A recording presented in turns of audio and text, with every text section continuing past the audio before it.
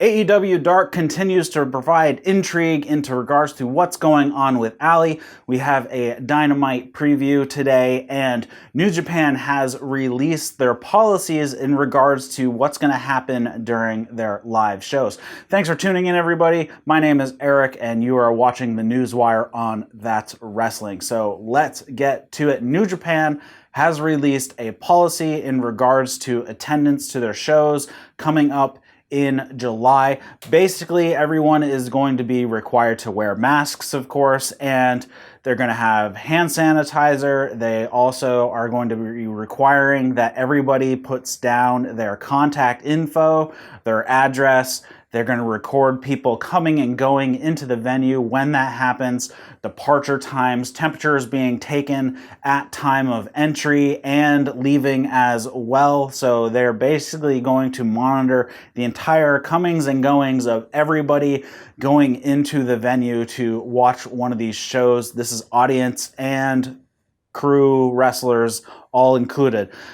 We also have Tiger Mask will not be making it to these shows, so the fan favorite is suffering from diverticulitis currently and will not be making it to the new shows coming up. Don't know when he will be returning. Hopefully he gets well soon so we can see him once again. AEW Dark last night was a pretty packed show. They had about 8 matches, I believe, but we're only going to talk about a couple of them here. There was a segment backstage with QT Marshall, Dustin Rhodes, and Brandy Rhodes where he has revealed that Allie had made some shirts for the Nightmare family, or the Natural Nightmares, and it was basically the Natural Nightmares logo with QT Marshall huge and front and center, and then off to the side, like a quarter of the size of what he was Brandy and Dustin on there, and he wants them to wear this while they accompany him out to the ring for his match this evening. Dustin obviously is not happy with this relationship, Brandy either, so we'll see where that goes. But during his match, Allie was on commentary once again this week and sidestepped the question from Excalibur in regards to what's going on with her and Butcher and Blade. She completely blew off the question. So given that this has happened 2 weeks in a row, the Butcher Blade Bunny storyline is not done. There is no way she has broken up from Butcher and Blade, given that she's completely ignoring the question, and the question is being posed. I don't think they had posed the question purposely if there wasn't some sort of story behind it, and it's not just a complete gimmick change on her part. She is definitely working with Butcher and Blade, I would assume. One thing I noticed, though, during the Butcher and Blade intro package this week is that they made sure that the screen, the video package for the entrance, was not shown when Allie normally would be up on the screen. They cut away to a close-up shot, so the screen was not being shown, and then they go back out to the wide shot if there is Butcher or Blade up there. So they're definitely cutting around it. We still have this major intrigue. Go figure that Dark would have kind of the more intriguing storyline on it, given what's going on with Allie. There's a little bit playing out on Dynamite, but it seems the bulk of it is playing out over on Dark. Maybe this is to get more people to watch Dark, that there are storylines that develop there that are going to flow over, which, if they're going to do the case, which they have been actually advertising Dark during Dynamite for the last 2 weeks in a row, which I know all the time on the podcast if they don't do it. So it looks like maybe they're going to start making Dark a little more important. Hopefully once crowds come back, the matches will be a little more important as well, because I don't think that they'll be able to hold over the audience from Dynamite to do the Dark taping if the matches are what we've been seeing on Dark lately, which are just jobber enhancement matches, whatever you want to call it.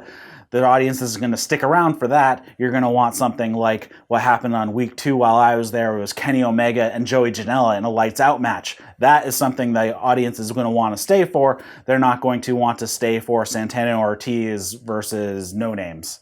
So there's that. All right, we also had Marco Stunt and Luchasaurus face off against Brandon Cutler and Peter Avalon. It was actually a pretty fun match. Once again, Brandon Cutler and Peter Avalon take the loss here, and they continue their losing streak.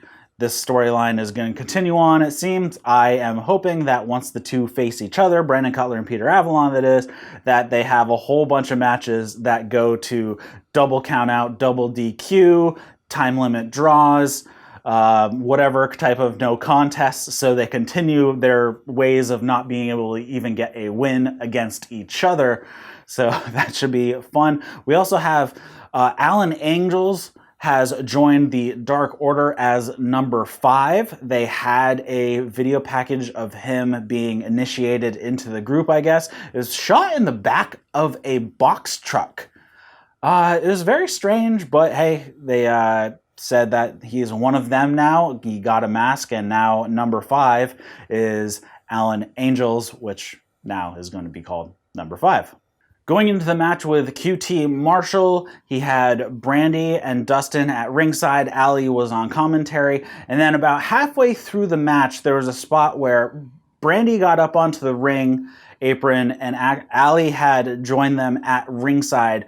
Brandy gets knocked off the ring apron and is selling her wrist, says that her wrist is hurt. And when QT Marshall is giving attention towards Brandy, Allie decides that she's going to cry wolf and basically complain that she broke a nail or she's hurt in some way, even though nothing actually even happened to her, to draw his attention to her.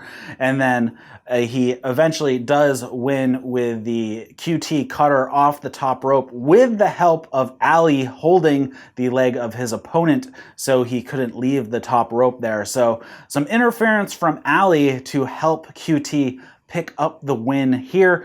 Then we also had Jon Moxley versus Robert Anthony, which, as I said in yesterday's Newswire, is a match a decade in the making. It was not nearly as violent as their CZW title match that they had many years ago. It was pretty much a basic wrestling match, a lot of submission wrestling going on here, and eventually Moxley picked it up with the Texas Cloverleaf and it is yanked back pretty much into like a Texas Cloverleaf lion tamer almost. So he is going to continue to use submissions here, it seems, to build up some sort of repertoire that he can submit using a lot of different holds. All right, so we have Dynamite tonight, and there is a huge card. So we have Jericho is going to be on commentary. I don't know if he's going to be replacing somebody. I don't know if it's going to be him and Tony, him, JR and Tony, or him and Excalibur and Tony, or whatever combination. We don't know that. I'm hoping it's just Jericho and Tony, and maybe it's some flight issues or something like that, why the other ones couldn't make it. But Jericho will be on commentary. We have a match that was added just last night. We have Nyla Rose and Penelope Ford will be taking on Hikaru Shida and Chris Statlander. So basically a match that we saw a couple weeks ago that Britt Baker got injured in. Basically Penelope Ford is taking Britt Baker's place, and this match is kind of happening again. So we will see where that goes. Sammy Guevara will be facing Colt Cabana, which should be a good one. FTR is making their in-ring debut against Butcher and Blade. We also have Mark Quinn and Cody will be going for the TNT Championship there. And the match that I'm looking forward to most, because it should be pretty entertaining, we have Santana Ortiz and Jake Hager against the Best Friends and Orange Cassidy. So we got the 6-man right there. So looking forward to it, to see Dynamite tonight. So that's what we have for news today. Thanks for tuning in the Newswire from That's Wrestling. If you'd like this audio as a podcast, just search for That's Wrestling Newswire on all your favorite podcast apps, and it should show up. Thanks for tuning in to the Newswire on That's Wrestling. See you later, guys.